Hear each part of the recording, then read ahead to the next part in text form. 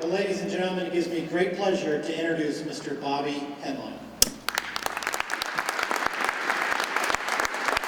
I did 4 tours in Iraq in the Army, but I got to tell you, that last tour was a real blast.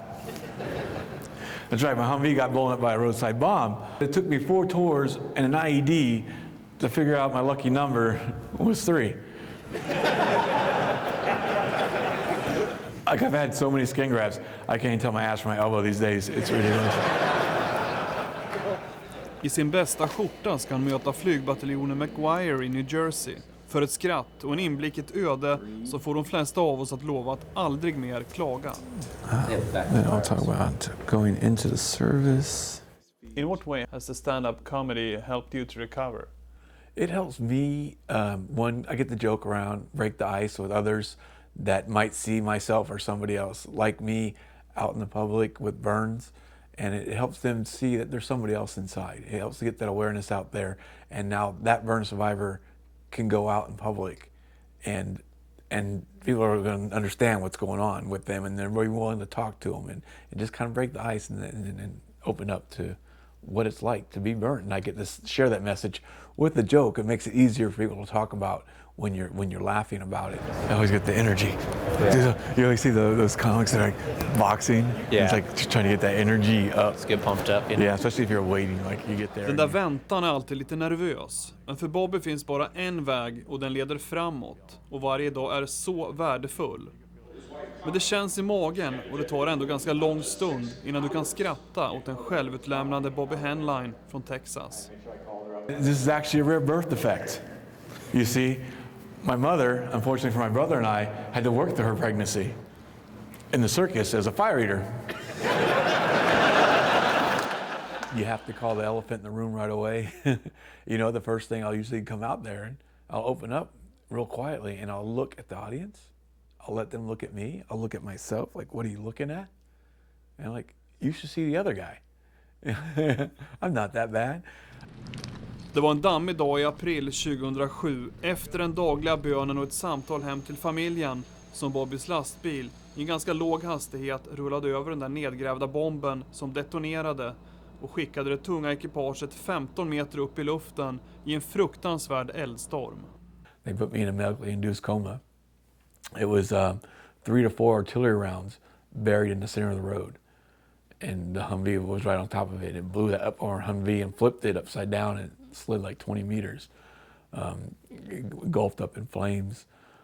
I was hanging out the passenger door, and I found all this information out, you know, talking to the guys later, what happened to me exactly. It started from the top. I was burnt down to the bone, to the skull. You could see it took 18 months to get a skin graft up there to work. They actually took a tummy tuck and put it on top of my head. You actually see like belly hairs growing out and stuff. And so I tell people now they got to pick lint out of my ears. I get a headache when I eat too much. The left eye was burnt real bad. They almost threw it away. Turns out it's good. They saved it. And then this side of the face, it doesn't look as burnt. This is my neck up here. And of course, the amputation, you can see that was burnt from the shoulder on down. And then the elbow is as far as it bends. See a little gun there. Platsen för dagens uppträdande, flygbasen i New Jersey, är en så kallad mobil enhet som snabbt, inom 12 timmar, kan förflyttas till vilken del av världen som helst. Pakistan, Irak eller Afghanistan. Platser som på bråkdelen av en sekund kan förändra också ditt liv. I spent a year in Iraq myself, so you would hear of people being wounded, and typically you would hear of something happening, but you'd never see the folks again. For me, I felt the emotions kind of fluxing a little bit, you know, trying to cope with maybe that actually happening to me or someone that I know, and switching that off and turning back on to being funny again. But he does it really well. He's really smooth with it too, and I'm sure he's inspiring a lot of people. Welcome him and all of these other wonderful people that have left their homes to come over here and entertain you. Bravo! Den där typiska amerikanska traditionen med underhållning på militärbaserna har liksom förändrats genom åren. I'd like to get a seat like that for the Ram game. Thank you very much, genuine. 2 weeks. They put me in a medically induced coma, and I'm glad I said that right because I used to mess up and say medically seduced coma. And you'd be curious if you saw me, like, what happened to that guy? How does he live? What does he think about what happened to him? Does he regret any of it? Would he do it again? All these questions. And through the speaking and the comedy, I'm able to answer those questions and, again, motivate and help people laugh at life. Because we all need to laugh. Laughing really does heal. It's an amazing medicine. För drygt 4 år sedan var han vältränad med de där typiska tatueringarna som många på hans bas bar. Och patriotisk också. För Bobby Henline hann med 4 tjänstgöringar i Irak. Idag är de ständiga tårarna från mina ögon värst, säger han. Jag gråter ju inte ens. Men mest av allt fruktar han ännu en operation. För redan har läkarna gjort 45 plastikingrepp på hans sargade kropp. Then there was nights that I would pray that he'd just take me. It's like, I don't know if I can go on, if I can do this for you. I'm a burden on my family. Can I just go to sleep tonight and not wake up and not bother my family? I thought it'd be easier for my family if I didn't make it.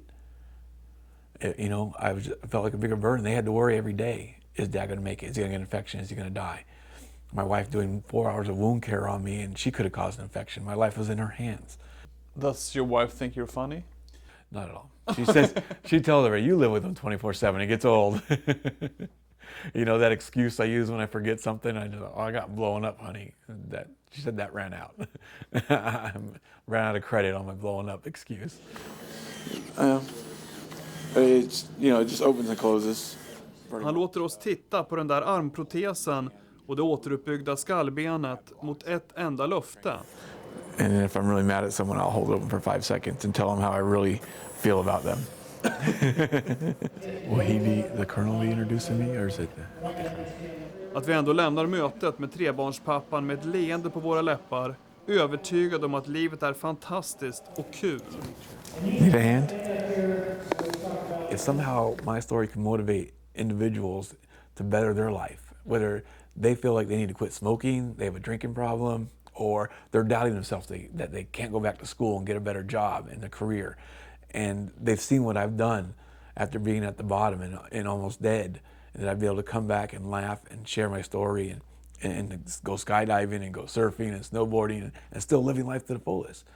That's the thing I want them to see and take from that and to better their life. And if I can do that by sharing my story and telling jokes, then that's the best revenge I can ever get on the guy who's done this to me and my friends. I want to thank you guys for having me here today. Thank you very much, and let's have some burgers and hold each other.